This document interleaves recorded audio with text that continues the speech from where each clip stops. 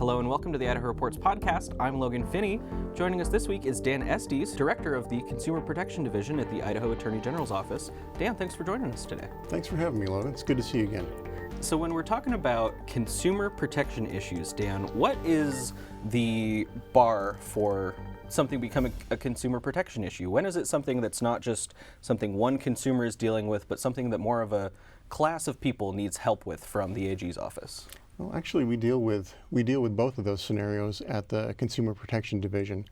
Idaho has a Consumer Protection Act which protects consumers from fraudulent practices, deceptive marketing, harmful products, things like that.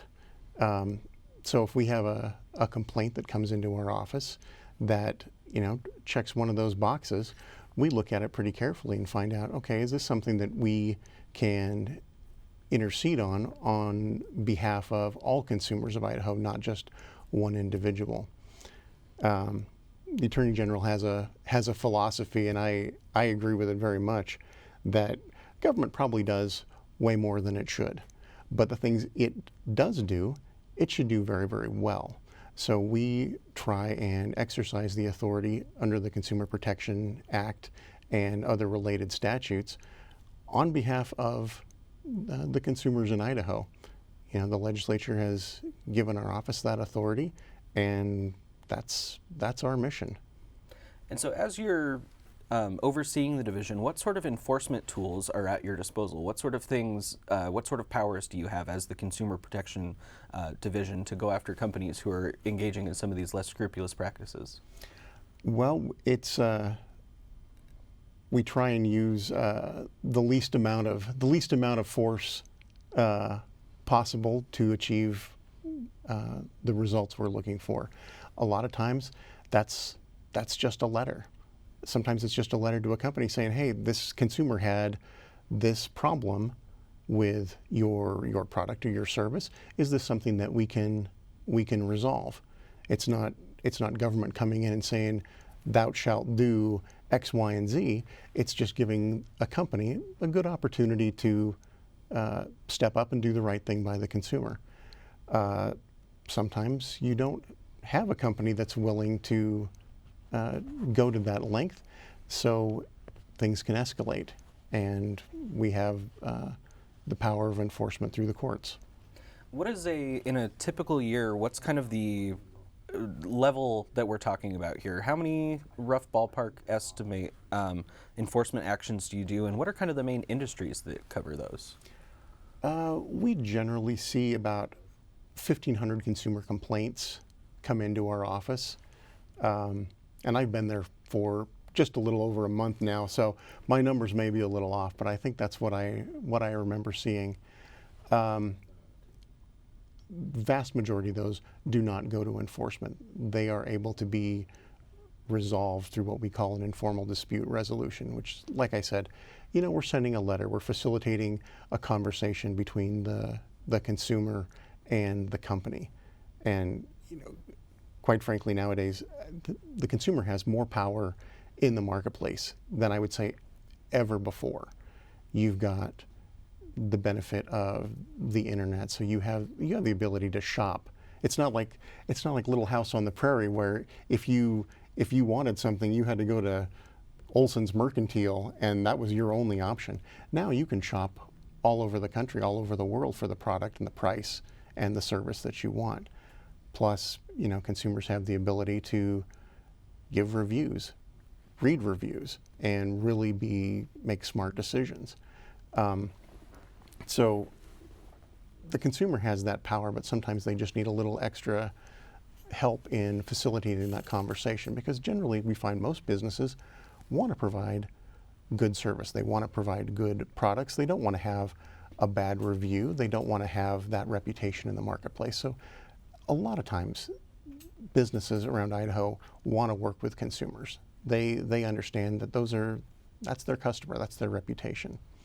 But like I said, sometimes when you deal with a company that will stretch the truth, or do a bait and switch, or promise one thing and deliver another, well, sometimes needs a higher level of attention.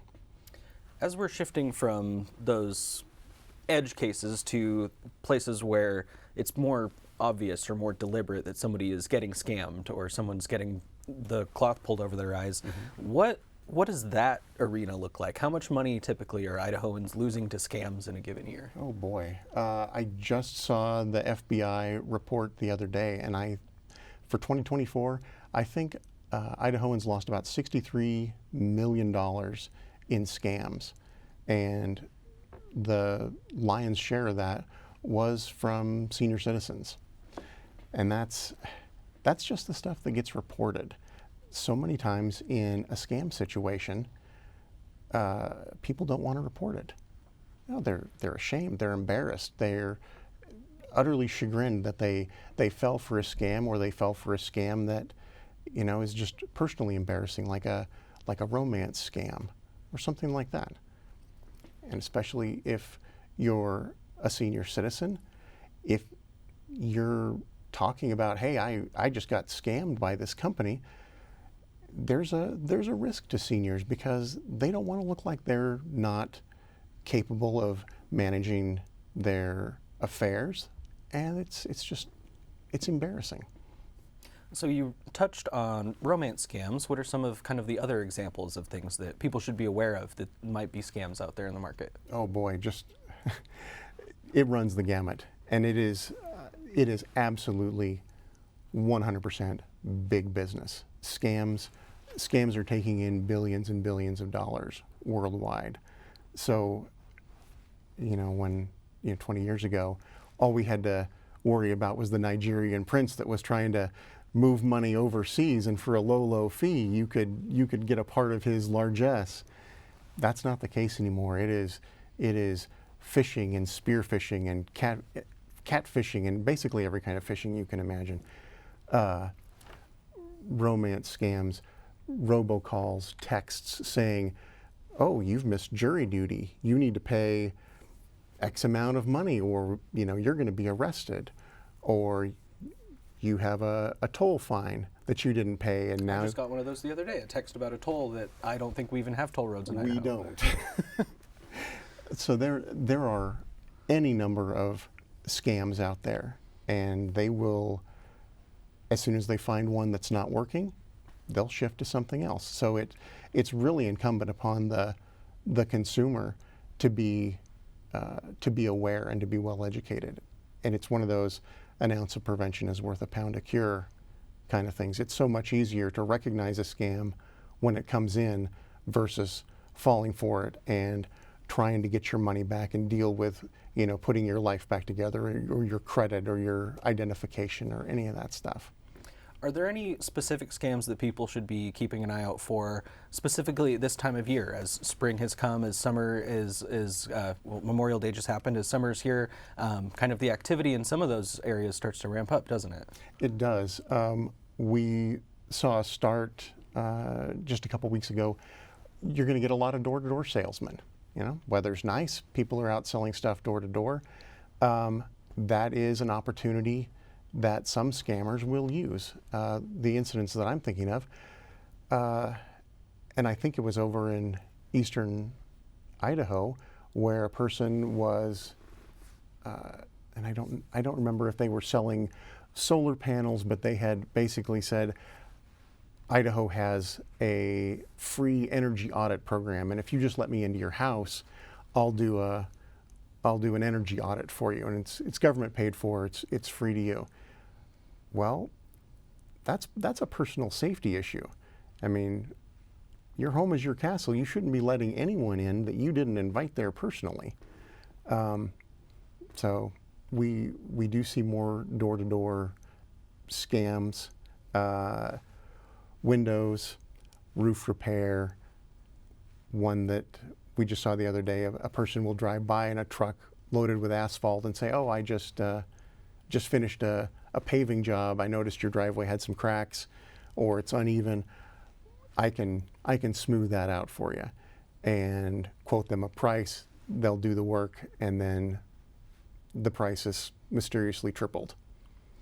So when you're dealing with scams specifically, not the edge cases we were talking about before, how difficult is it for you guys to chase those folks down? Is it a case of somebody shows up on the doorstep, runs off with the cash, and you never hear from them again, or are you guys actually able to do investigations and catch some of these door-to-door scammers? If we have information, any information, it makes it a lot easier. But as you might assume, a person who's running a scam probably isn't going to be the person that's going to the Secretary of State's office, filing all the paperwork, getting all the appropriate licenses through the Division of Occupational and Professional Licensing.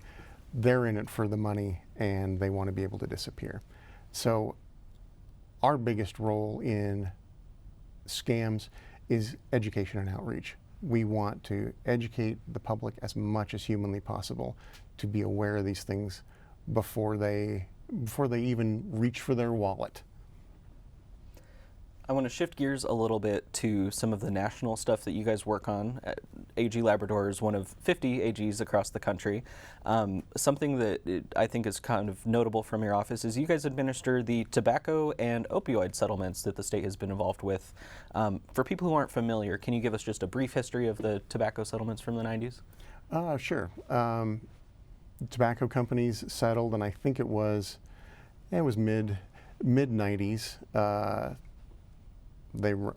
Everyone recognized that the marketing for tobacco products had been geared towards kids and did a tremendous amount of harm health-wise across the nation. And tobacco companies agreed to a settlement that, and I don't remember the total amount, but it is staggering, and I think it's a percentage of their income through, I think it's like 2035 that states get a portion of their income, and that's I think Idaho to date has gotten close to $660 million. So that's money that comes into the Millennium Fund, and a lot of that goes to healthcare related costs and tobacco prevention, tobacco use prevention, things like that.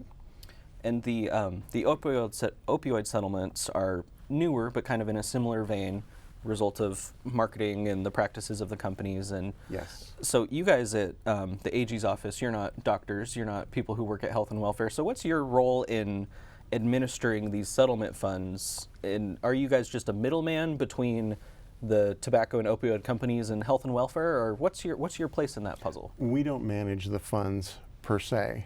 Our job is really more as the attorneys that go out and negotiate the settlements and get that money back for Idaho. For other national companies, a couple years ago there was a settlement with TurboTax. They had been charging folks who should have qualified to be able to file their taxes for free, had been charging them fees. And some Idahoans were able to get settlements, to get repaid through that. How does your office get involved with things like that are also nationwide issues, but not as, we'll say, headline grabbing as the opioid settlements? How does that shake out? Definitely not as glitzy as the opioid crisis, but it's a consumer protection issue. Again, it goes to deceptive marketing, where you have a company like TurboTax that said for a low fee of $20, $35, you can file your federal taxes with us. Well, you don't have to pay to file your federal taxes, so that would be considered a deceptive practice. And so we were able to join with many other AGs. I think there were probably 45 or 50 other AGs in that suit to go and demand that our consumers be able to get that money back from TurboTax. Final question I've got here for you. What are the AGs nationwide and Labrador specifically, what are you guys doing about the robocalls that everyone's getting so many of? Oh, everybody loves the robocalls. And I will say that is one of the neatest things about my job. For all the boxes that we as a society have put ourselves in, whether it's politics or religion or even, sports teams. You got Yankees fans over here, you got Dodgers fans over here. Even the new Pope's a White Sox fan. Exactly. That is the neatest part about my job is I am only dealing with one box, and it is consumers. And we are all consumers. Every single one of us at one level or another is a consumer. And quite frankly, every single one of us has gotten one of those obnoxious robocalls. So Attorney General Labrador and other attorney generals around the state joined a suit in Arizona against I believe it's a voice over internet protocol company that has facilitated a lot of these robocalls, a lot of the scam callers, and these calls are originating from a lot of them from overseas. They've sort of been a pass-through for these calls. They know they're scam calls, and they're still letting them through anyway. They have the power to flip that switch and turn it off. But a lot of the telecom companies are in fact getting paid by these robocallers. So there's a financial interest there. Well, Attorney General Labrador and other attorney generals filed suit in Arizona and are going after these companies that are allowing these calls to get through to the consumer. Okay. Well, as that case moves forward, we'll have to get back in touch with you to see how that resolution plays out. Dan Estes, Director of the Consumer Protection Division with the Idaho Attorney General's Office, thanks for sitting down with us. Thanks for having me, Logan.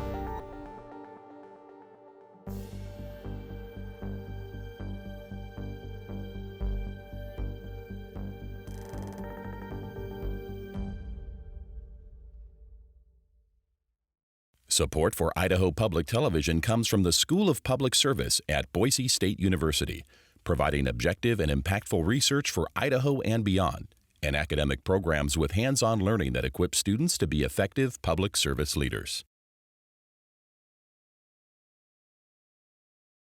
Presentation of Idaho Reports on Idaho Public Television is made possible through the generous support of the Laura Moore Cunningham Foundation, committed to fulfilling the Moore and Bettis family legacy of building the great state of Idaho, by the Friends of Idaho Public Television, and by the Corporation for Public Broadcasting.